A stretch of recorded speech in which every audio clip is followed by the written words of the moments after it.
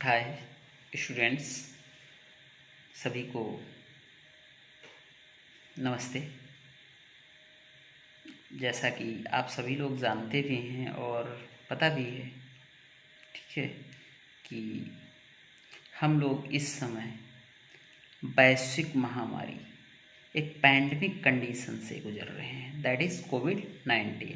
ठीक है, corona virus disease 2019, हम उससे गुजर रहे हैं। तो हमें जो है इसी कंडीशन में, इसी सिचुएशन में जो भी परिस्थितियां हैं, सर्कमटेंसेस हैं, उनको फेस करते हुए हमें अपनी स्टडी को आगे बढ़ाना है। आगे बढ़ाएंगे।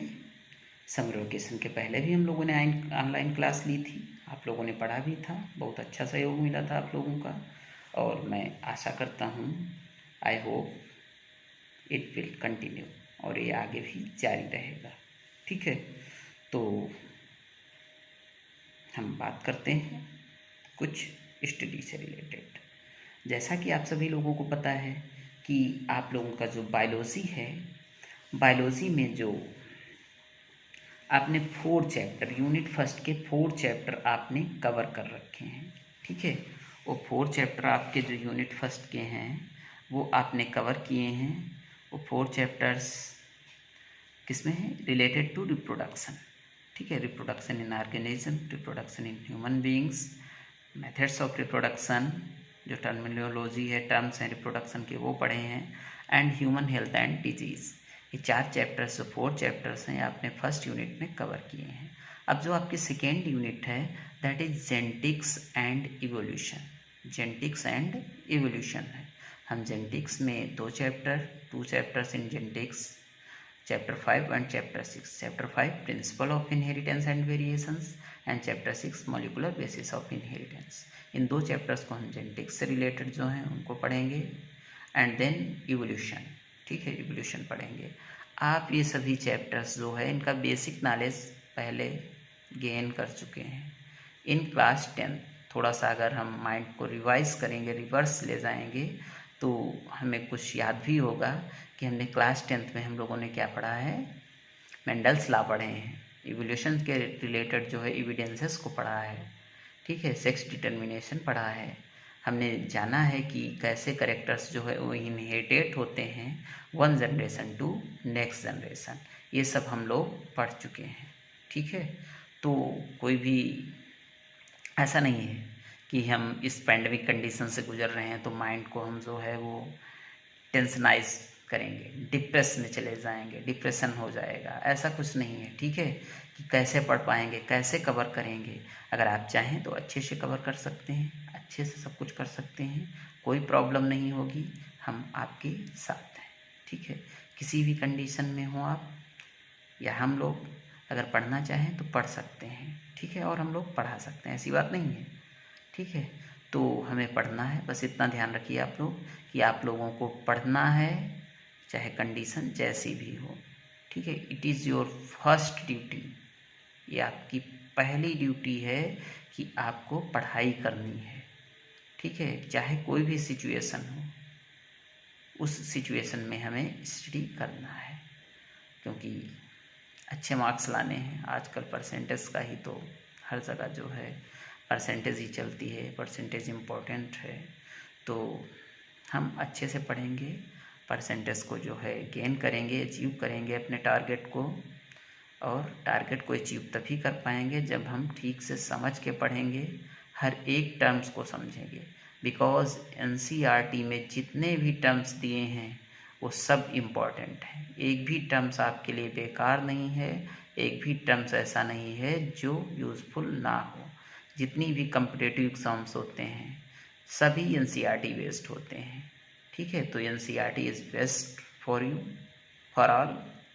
एनसीईआरटी बेस्ड जितने भी हैं वो हम पढ़ेंगे, जितने भी टॉपिक्स हैं उनको कवर करेंगे, कुछ एक्स्ट्रा टॉपिक्स भी कवर करेंगे। तो ये मत बोलना कि ये एक्स्ट्रा टॉपिक्स से कहाँ से पढ़ा रहे हैं, कुछ extra topics related to your knowledge वो भी हम कवर करेंगे। ठीक है, तो कोई भी माइंड पे बर्डन नहीं लेना है, डिप्रेशन में नहीं जाना है, टेंशनाइज नहीं होना है। स्टडी करना है, ठीक है, खेल खेल के स्टडी करनी है, ठीक। ऐसा नहीं कि अरे कैसे पढ़ेंगे, ये तो कंडीशन मतलब मन में उत्पन्न ही नहीं, प्रोड्यूस ही नहीं करना है माइंड में, माइंड मेकअप ही नहीं करना है कि हम कैसे पढ़ेंगे। हम पढ़ेंगे, बस इतना याद रखिए, चाहे जो भी कंडीशन हो उस कंडीशन में हम पढ़ेंगे।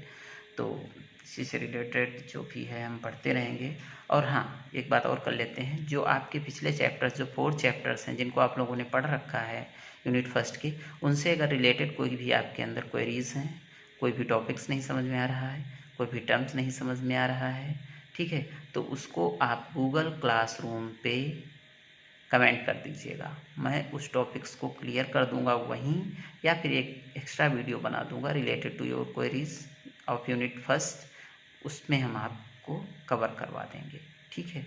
तो कोई इसमें परेशानी की बात नहीं है, अच्छे से हम कवर करेंगे, अच्छे से पढ़ेंगे, ठीक है। तो हम शुरुआत करते हैं यूनिट सेकेंड के चैप्टर 5 को, principle of inheritance and variation, ठीक है।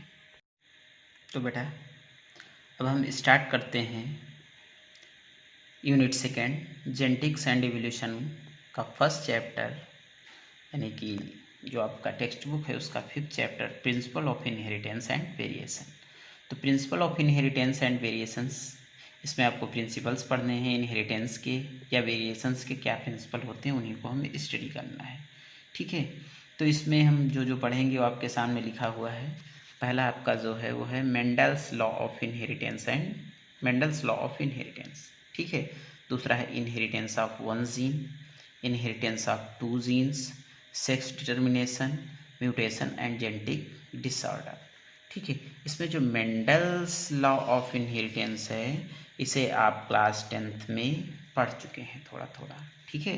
क्लास 10th में आपने इसको पढ़ा है, मेंडल्स लॉ ऑफ इनहेरिटेंस, ठीक है। Inheritance of 1 gene that is monohybrid class, जिसमें हम एक जीन को लेके स्टडी करते हैं, एक जीन के पेयर को लेते हैं, एक एलील को लेते हैं, ठीक है। एक जो है एक एलीलोमार्फिक पेयर को लिया जाता है, जैसे कि टाल को ले लिया, डॉर्फ को ले लिया, ठीक है। तो यहाँ पे क्या है, हाइट ऑफ द प्लांट है, ठीक है, स्टेम हाइट है। तो स्टेम हाइट को लेके हम कवर कर रहे हैं 1 जीन। फिर उस आपने देखा था कि दूसरा भी एक हमने वहाँ पे लिया था 2 जीन का, इनहेरिटेंस इन 2 जीन, जहाँ पे सीड कलर और सीड के साइज को लिया था, ठीक है। ब्रिंकल्ड ग्रीन, येलो, ठीक है, येलो एंड राउंड येलो वाला था, ठीक है। कैपिटल वाई, कैपिटल आर, फिर स्मॉल वाई, स्मॉल आर, ये जो करेक्टर्स लिए थे ये 2 जीन वाले थे। सेक्स डिटर्मिनेशन भी आपने ह्यूमन बींग्स में क्लास 10 में पढ़ रखा है कि सेक्स डिटर्मिनेशन कैसे होता है, ठीक है। म्यूटेशन थोड़ा नया चैप्टर है, थोड़ा नया यहाँ पे टॉपिक्स है, उसको हम पढ़ेंगे। जेनेटिक डिसऑर्डर भी नया है, इसको भी हम नहीं समझेंगे, ठीक है। बाकी आपके जो शुरुआत के हैं इनहेरिटेंस ऑफ 1 जीन ये भी पढ़ा हुआ है, ये भी पढ़ा हुआ है, और सेक्स डिटर्मिनेशन ये भी थोड़ा बहुत पढ़ा हुआ है, ठीक है। केवल आपने इसका जो है बेसिक नॉलेज वहाँ पे लिया है, यहाँ पे हम इसको थोड़ा डीप में स्टडी करेंगे, अच्छे से स्टडी करेंगे और अच्छे से समझ के पढ़ेंगे, ठीक है। तो हमें यही करना है, कुछ नहीं करना है, सिर्फ समझते रहना है, हमारे साथ जो है धीरे धीरे इसको जो है समझेंगे। तो सबसे पहले जो यहाँ पे कुछ टर्म्स आए हैं उनको हम यूज़ करेंगे, उनको देखेंगे, ठीक है। सबसे पहले इनहेरिटेंस है। तो इनहेरिटेंस क्या होता है, इनहेरिटेबल करेक्टर्स, यानी जो करेक्टर्स ट्रांसफ़र होते हैं parents to offspring, parents to next generation, 1 generation to next generation, वो इनहेरिटेबल करेक्टर्स होते हैं और इसी प्रोसेस को इनहेरिटेंस कहते हैं। वेरिएशंस क्या हैं आगे भी समझेंगे, वेरिएशन क्या होते हैं, डिफरेंसेस होते हैं, ठीक है। मतलब ही होता है वेरिएशन का डिफरेंट होना, अलग होना, कुछ हटके होना एक से, ठीक है। तो सम बेसिक जो टर्म्स यूज्ड इन इनहेरिटेंस हैं उनको हम पढ़ते हैं, समझते हैं और अच्छे से समझते हैं। पहला है हेरिडिटी। हेरिडिटी क्या है समझिएगा, transfer of character from 1 generation two successive generation of living organism, ठीक है। क्या है, ट्रांसफ़र ऑफ करेक्टर्स है, करेक्टर्स का ट्रांसफ़र है एक जनरेशन से उसकी अगली जनरेशन में लिविंग ऑर्गेनिज्म में, ठीक है। इसे हम कहते हैं हेरिडिटी, ठीक। और जो करेक्टर्स हेरिडिटी करेक्टर्स यानी जो हेरिटेबल करेक्टर्स होते हैं, जो one generation to hereditable characters होते हैं जो one generation to next generation में ट्रांसफ़र होते हैं, वो जीन होते हैं। तो हेरिडिटी मटेरियल जो है वो जीन है, आगे भी समझेंगे। अगला वेरिएशन है। वेरिएशन क्या होता है? Differences shown by the individual, differences shown by the individuals of a species. किसी भी स्पीसीज के इंडिविजुअल्स में जो डिफरेंसेस देखे जाते हैं, जो कुछ ना कुछ डिफरेंट होता है एक ऑर्गेनिज्म दूसरे ऑर्गेनिज्म से एक ही स्पीसीज में, उसे हम वेरिएशन कहते हैं। Also by the offspring of the same parents, ये सेम पेरेंट्स के भी ऑफस्प्रिंग हो सकते हैं। यानी किसी एक पेरेंट्स के अगर 2 बच्चे हैं, 2 उनकी संतानें हैं, 2 चाइल्ड्स हैं, तो उन दोनों में भी वेरिएशन हो सकता है। That is called variation. ठीक है, यही चीज़ लिखा हुआ है, differences shown by the individual of a same species of a species and also by the offspring of the same parents. ठीक है, एक ही पेरेंट्स के 2 ऑफस्प्रिंग में वेरिएशन हो सकता है, या एक ही स्पीसीज के इंडिविजुअल्स में वेरिएशन हो सकता है, डिफ्रेंसिएशन हो सकता है। ठीक है, then the most important gene, जिस पे आपका पूरा जेनेटिक टिका हुआ है, उसे हम जीन कहते हैं। और ये जीन जो है ये क्या है? This is the biological character. ये बायोलॉजिकल करेक्टर होता है किसी भी ऑर्गेनिज्म का। It is a biological character of an organism. It is functional unit of heredity material. ये हेरिडिटी मटेरियल की फंक्शनल यूनिट होती है। And it is a segment of DNA. ये जो डीएनए होता है उसी का एक सेगमेंट होता है। ठीक है, जो करेक्टर्स को इनहेरिटेट करता है पेरेंट्स टू ऑफस्प्रिंग। ठीक है, equivalent to the factor of Mendel. Mendel ने इसी जीन को क्या बोला था? फैक्टर बोला था। कहा था दिस इज़ द फैक्टर, ये फैक्टर है।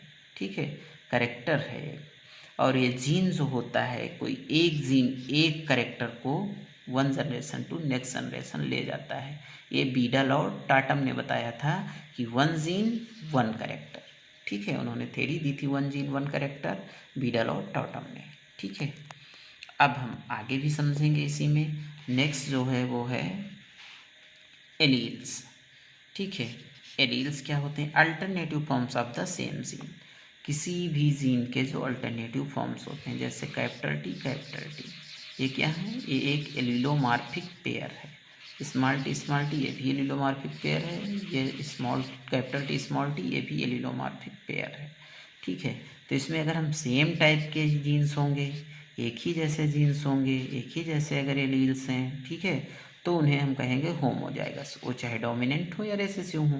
तो डोमिनेंट और रेसेसिव को भी अभी हम आगे समझेंगे। What is dominant, what is recessive. अगर दोनों जीन्स सेम नहीं हैं, अलग अलग हैं, तो उन्हें हम बोलते हैं हेट्रोजाइगस। ठीक है, तो हेट्रोजाइगस जीन्स बोले जाएंगे, हेट्रोजाइगस कंडीशन बोली जाएगी, हेट्रोजाइगस एलील्स बोले जाएंगे। ठीक, देन हम बात करते हैं जीनोटाइप। आपने क्लास 10th में पढ़ा है what is genotype, what is phenotype. जब आपने मोनोहाइब्रिड क्रॉस करवाया तो आपने 2 टाइप का जो है वहाँ पे देखा था। 2 टाइप के आपके जो ऑफस्प्रिंग्स थे वो 2 टाइप के रेशियो में आ रहे थे। एक जीनोटिपिक रेशियो, दूसरा फिनोटिपिक रेशियो। फिनोटिपिक रेशियो क्या होता है? ये किसी भी करेक्टर को बाहर से जो एक्सप्रेस हो रहा होता है उसको दिखाता है। ठीक है, जैसे हम देख रहे हैं प्लांट्स लंबा है, प्लांट्स छोटा है, यानी टॉलनेस है, उसमें डॉटनेस है। जो फ्लावर है वो रेड कलर का है। ठीक है, या फिर अदर कोई भी करेक्टर्स हो सकता है। अगर बाहर से हम करेक्टर को देख के पता लगा रहे हैं, देख पा रहे हैं कि प्लांट्स ऐसा है, उसका फिनोटाइप बोला जाता है। एक्सटर्नल फीचर, ठीक है, express the characters of individual like from colour, form, colour, sex, behaviour. It can be read by the direct observation. इसे हम बाहर से देख के ही बता सकते हैं कि प्लांट कैसा है, किस टाइप का है। ठीक है, बट जो जीनोटाइप रेशियो होता है, जो जीनोटाइप होता है, ये genetic constitution of an organism. किसी भी ऑर्गेनिज्म का एक जेनेटिक कॉन्स्टिट्यूशन होता है कि क्या है उसमें, जीन्स कैसे हैं उसके, किस टाइप के जीन्स हैं। जीन्स में कोई रेसेसिव है या डोमिनेंट ही है तो ये जीनोटाइप बोला जाता है। इसे हम जेनेटिक मेकअप भी कहते हैं। जेनेटिक मेकअप होता है, जेनेटिक मेकअप है, ठीक है। देन कुछ और टर्म्स को हम समझते हैं, ठीक है। पहला है मोनोहाइब्रिड। क्लास 10th में आपने पढ़ा है only one allelic pair considered इन क्रॉस ब्रीडिंग। ओनली वन, ठीक है। मोनोहाइब्रिड में क्या पढ़ना है हमें? Only one allelic pair. Only one allelic pair का मतलब क्या है? जैसे टी, ठीक है, क्लास 10th में आपने पढ़ा है। कैपिटल टी काहे के लिए है? फॉर टालनेस। और स्मॉल टी काहे के लिए है? डॉर्फनेस के लिए। ये करेक्टर होगा। तो यहाँ पे क्या करेक्टर है? ये करेक्टर कैसा है? ये हमारा करेक्टर जो है वो स्टेम हाइट का है। टालनेस या डॉर्फनेस, या तो बड़ा होगा या तो छोटा होगा। तो यहाँ हम सिर्फ एक एलीलिक पेयर को, एक ही टाइप के करेक्टर को स्टडी कर रहे हैं, हाइट ऑफ द स्टेम, ठीक है। तो हाइट ऑफ द स्टेम क्या है? ओनली वन करेक्टर है। इसलिए अगर हम only one allelic pair considered इन क्रॉस ब्रीडिंग में केवल हम एक टाइप के एलीलिक पेयर को कंसीडर करते हैं तो उसे हम बोलते हैं मोनोहाइब्रिड क्रॉस, ठीक है। देन डाईहाइब्रिड क्रॉस में हम दो एलीलिक पेयर को कंसीडर करते हैं क्रॉस ब्रीडिंग में।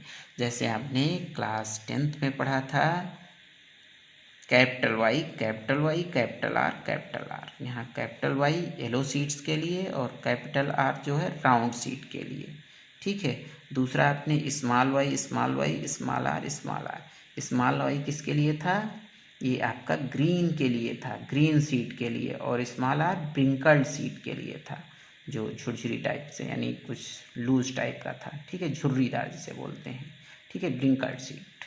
तो ये दोनों आपके जो करेक्टर्स, दो करेक्टर्स को हमने लिया है, तो इसे हम बोलेंगे dihybrid cross. At a same time अगर हम टू करेक्टर्स को स्टडी कर रहे हैं तो डाईहाइब्रिड होगा, और सिर्फ एक ही करेक्टर को स्टडी कर रहे हैं तो मोनोहाइब्रिड होगा, ठीक है। तो इस टाइप से हम क्रॉस को देखते हैं कि किस टाइप का है, मोनोहाइब्रिड है या डाईहाइब्रिड है। Polyhybrid more than two characters, अगर दो करेक्टर्स से हम ज़्यादा को ले लेते हैं तो पॉलीहाइब्रिड क्रॉस हो जाता है, जो कि आपको नहीं पढ़ना है अभी, ठीक है, क्योंकि पॉलीहाइब्रिड थोड़ा कॉम्प्लिकेटेड केसेस होता है जो आपको नहीं पढ़ना है, ठीक है। अगर आप आगे बीएससी में जाते हैं तब पढ़ेंगे, अभी यहाँ नहीं, इंटर में नहीं पढ़ना है आपको, ठीक है। देन अगला समझते हैं व्हाट इज डोमिनेंट, ठीक है। डोमिनेंट क्या है? अरे भाई, डोमिनेंट का मतलब ही होता है प्रभावशाली, ठीक है। सो प्रभावी हो, जो किसी दूसरे को उठने ही ना दे, दूसरे के करेक्टर को सप्रेस कर दे, दबा दे, मास्किंग कर दे उसकी। Which character express in all generation. Dominant क्या होता है? यह ऐसा करेक्टर होता है जो सभी जनरेशन्स में, पेरेंट्स में भी, उनके आप स्प्रिंग में भी, फिर उनसे अगली वाली जनरेशन में, फिर अगली जनरेशन में, सभी में दिखे, उस करेक्टर्स को हम बोलते हैं डोमिनेंट करेक्टर, ठीक है। और इन हेट्रोजाइगस कंडीशन, ठीक है, या हेट्रोजाइगस कंडीशन में भी एक्सप्रेस हो रहा हो। अगर हेट्रोजाइगस कंडीशन है उसमें जो एक्सप्रेस होगा उसे हम डोमिनेटिंग करेक्टर बोलेंगे। जैसे एक कैपिटल टी है और इसकी स्मॉल टी है, ये जीनोटाइप है, तो इसमें जो कैपिटल टी है ये टॉलनेस के लिए है और स्मॉल टी डॉर्फनेस के लिए है, ये फॉर टॉलनेस है, और ये जो दूसरा है ये फॉर डॉर्फनेस है। अब F1 जनरेशन में अगर टाल प्लांट सभी हो रहे हैं तो डोमिनेटिंग करेक्टर हो गया, वो डोमिनेट कर रहा है किसको, डोमिनेटिंग है किस पे? ओवर रिसेसिव करेक्टर, डॉर्फनेस पे, ठीक है। तो ये डोमिनेटिंग करेक्टर हो गया। लिखा है डिनोटेड बाय कैपिटल लेटर्स से हम डिनोट करते हैं, और ये जैसे कैपिटल टी जो है फॉर टॉलनेस के लिए है। अगर हम रेसेसिव की बात करते हैं तो रेसेसिव करेक्टर शोन नहीं होता हेट्रोजाइगस कंडीशन में। जैसे इसी में एक कैपिटल टी था, एक स्मॉल टी था, तो वहाँ पे डॉर्फ नहीं हुआ प्लांट, टॉल ही प्लांट हुआ, ठीक है।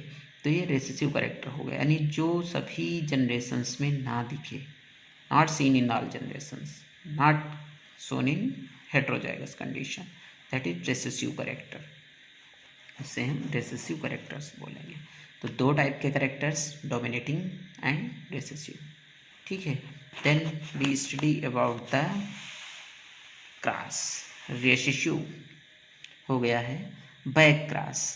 बैक क्रॉस क्या होता है? देखिए क्रॉस पहले समझ लेते हैं। क्रॉस का मतलब है कि दो टाइप के एलील्स में आपस में उनको जो है क्रॉस करवाना, आपस में उनके कैरेक्टर्स को मिक्स करना, ब्लेंड करना, मिलाना, ठीक है, हाइब्रिडाइजेशन कराना, टेस्ट क्रॉस कराना, बैक क्रॉस कराना, सिंपल क्रॉस कराना, जो भी है।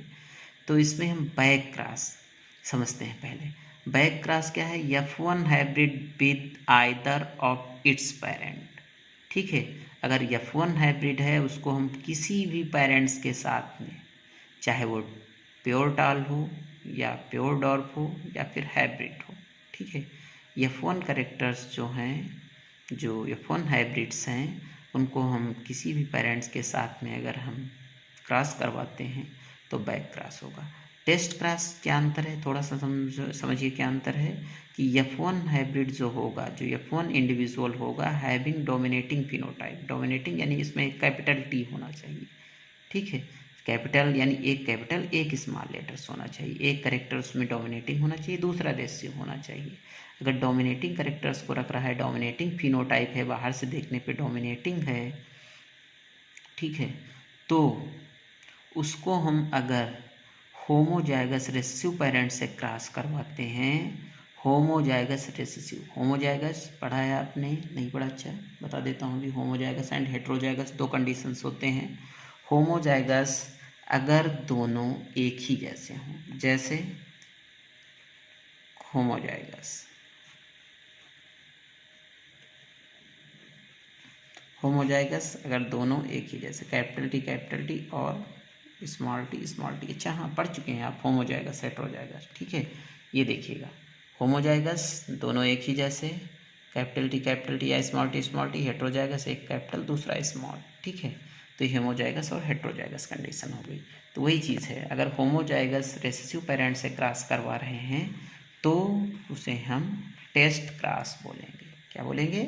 टेस्ट क्रॉस बोला जाएगा, ठीक है। तो ये इतनी टर्मिनोलॉजी है, समझ लीजिएगा, अच्छे से पढ़ लीजिएगा।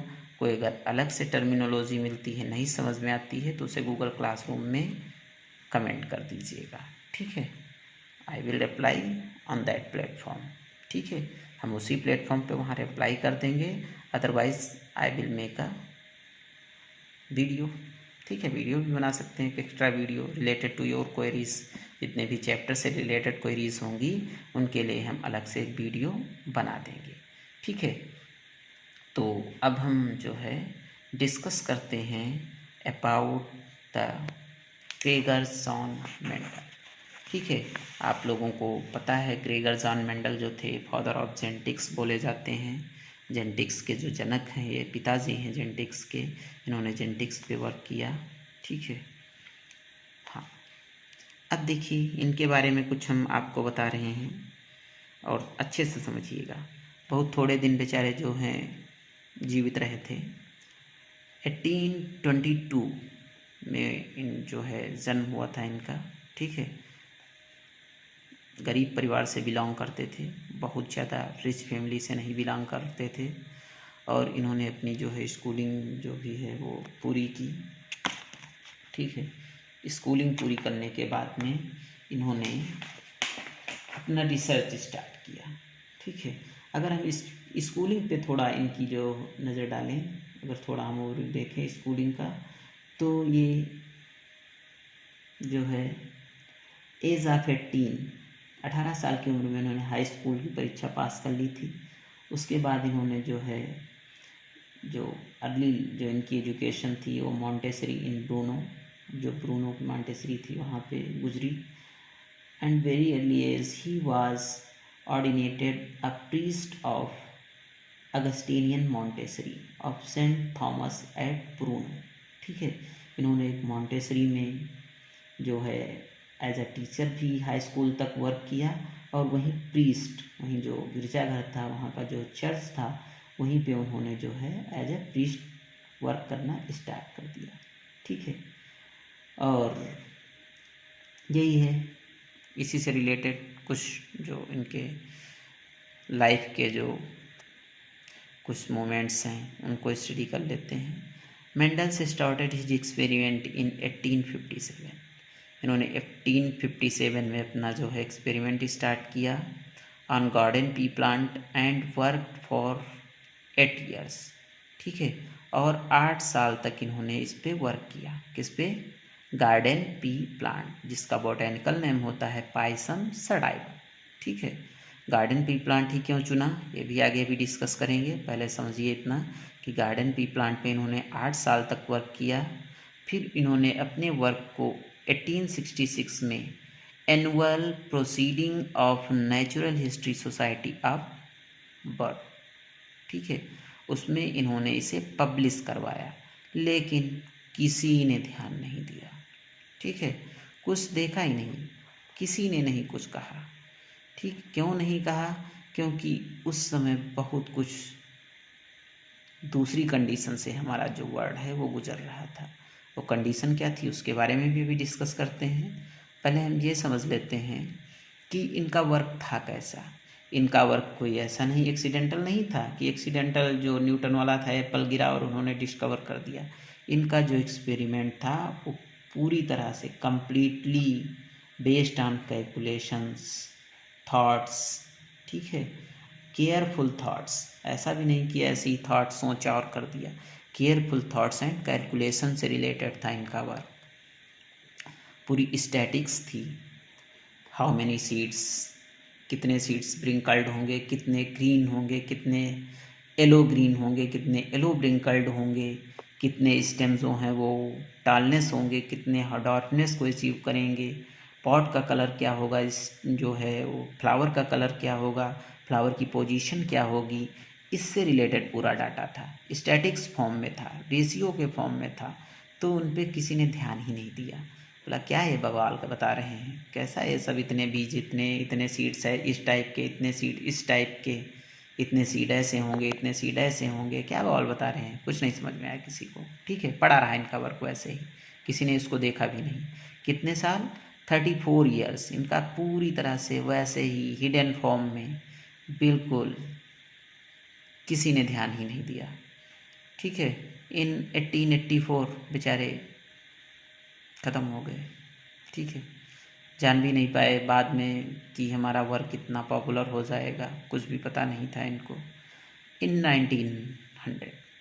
1900 में जो 3 इमिनेंट बायोलॉजिस्ट थे, हुगो डी ब्रीज हॉलैंड से बिलोंग करते थे, कॉर्कोरेंस जर्मनी से, एंड इरिक वान टेसरमार्क ये ऑस्ट्रिया से थे।